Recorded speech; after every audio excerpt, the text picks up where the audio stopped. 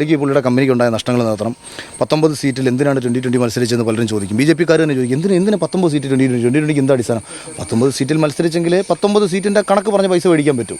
അതിൽ തന്നെ ഞാനുൾപ്പെടെയുള്ള ആൾക്കാരെ കൊണ്ടുവരുമ്പോഴത്തേക്ക് A ക്ലാസ് സീറ്റുകളാണെന്ന് പറഞ്ഞിട്ട് അഡീഷണൽ പേയ്മെൻറ്റ് മേടിക്കാൻ പറ്റും.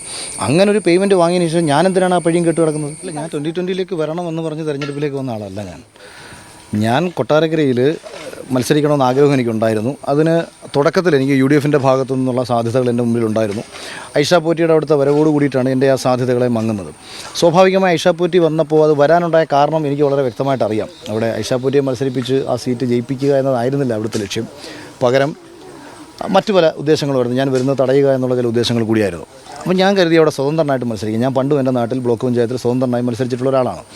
അങ്ങനെ സ്വതന്ത്രനായി മത്സരിക്കാൻ തീരുമാനിച്ച എനിക്ക് കിട്ടിയൊരു അവസരമാണ് 2020 വഴി കൊട്ടാരക്കരയിൽ സ്വതന്ത്രനായി തന്നെ മത്സരിക്കുക. അപ്പോൾ NDA-യുടെ അതായത് BJP-യുടെ വോട്ടും ഒരു സ്വതന്ത്രനായി ലഭിക്കുന്ന വോട്ടുകളും കോൺഗ്രസിനുള്ളിലുള്ള വിള്ളലുകളിൽ നിന്ന് പിടിച്ചെടുക്കാൻ കഴിയാവുന്ന വോട്ടുകളും അതുപോലെ ഇതര രാഷ്ട്രീയ പ്രസ്ഥാനം പ്രത്യേകിച്ച് CPM-നുള്ളിലൊക്കെ എല്ലായിടത്തും പടലപ്പിണക്കങ്ങൾ വളരെ വ്യക്തമായിട്ട് അറിയാവുന്ന ഒരാളാണ് ഞാൻ.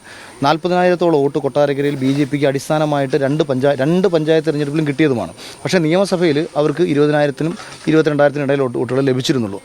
ഞാൻ കരുതിയത് ആ BJP-യുടെ വോട്ട്, അതായത് ഒരു അടിസ്ഥാനപരമായി അവർക്ക് കിട്ടേണ്ട വോട്ടുകളിൽ നിയമസഭയിലേക്ക് എത്തിക്കാൻ പറ്റുന്ന വോട്ടുകളെ നിയമസഭയിലേക്ക് എത്തിച്ചാൽ അഡീഷണൽ എനിക്ക് വ്യക്തിപരമായി നേടിയെടുക്കാൻ കഴിയാവുന്ന വോട്ടുകളും കോൺഗ്രസിനുള്ളിലെ വിള്ളലുകളുമൊക്കെ മുതലെടുത്ത് കഴിഞ്ഞാൽ അത് 50,000-ലേക്ക് എത്തിച്ചാൽ ഒരുപക്ഷെ മത്സരം 3-1 ജയിക്കാൻ കഴിയും. കുറഞ്ഞ പക്ഷം 2ാം സ്ഥാനത്തെങ്കിലും എത്താൻ കഴിയും. ഈ ഒരൊറ്റ കാരണം മുൻനിർത്തി മാത്രമാണ് ഞാൻ 2020-ലേക്ക് ചേരുന്നത്. പക്ഷേ 2020-ൽ ഞാൻ ചേർന്നതിന് ശേഷം ഞാൻ ഫെബ്രുവരി 11 ചേരുന്നതെങ്കിൽ ഫെബ്രുവരി 21 രശ്മി വരുന്നത്. രശ്മിയെയും ബുദ്ധിപരമായിട്ട് കൊണ്ടുവന്ന് നമ്മുടെ സാധ്യതകളെ അവിടെ അടച്ചതാണ്.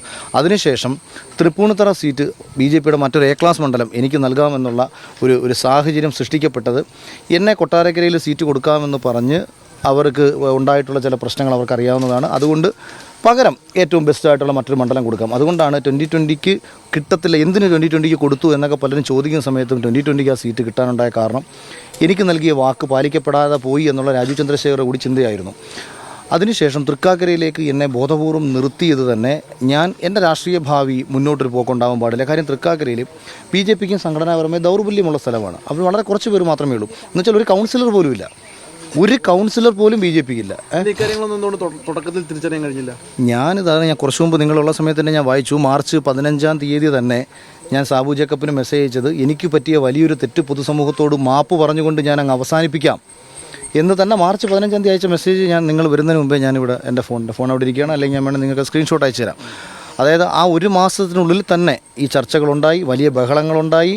ഞാൻ ഓഫീസിൽ വെച്ച് ഞാൻ വലിയ ഷൗട്ട് ചെയ്യുന്നൊരു സാഹചര്യം വന്നു. ഞാൻ ഷൗട്ട് ചെയ്തു എന്ന് പറഞ്ഞു കഴിഞ്ഞാൽ ഇപ്പം നിങ്ങളെല്ലാം ഒരു മനുഷ്യൻ്റെ ജീവിതത്തിൽ അയാളെ കൊണ്ട് കുഴിയിൽ ചാടിച്ചതിന് ശേഷം തിരിഞ്ഞു പോയി കഴിഞ്ഞാൽ പിന്നെ നമ്മുടെ മുമ്പിലുള്ള മാർഗ്ഗം എന്ന് പറയുന്നത് എന്താ? ഞാൻ പറഞ്ഞു നിങ്ങളെ വെടിവെച്ച് കൊന്നിട്ട് ഞാൻ സൂയിസൈഡ് ചെയ്യാമെന്ന് പറഞ്ഞത്.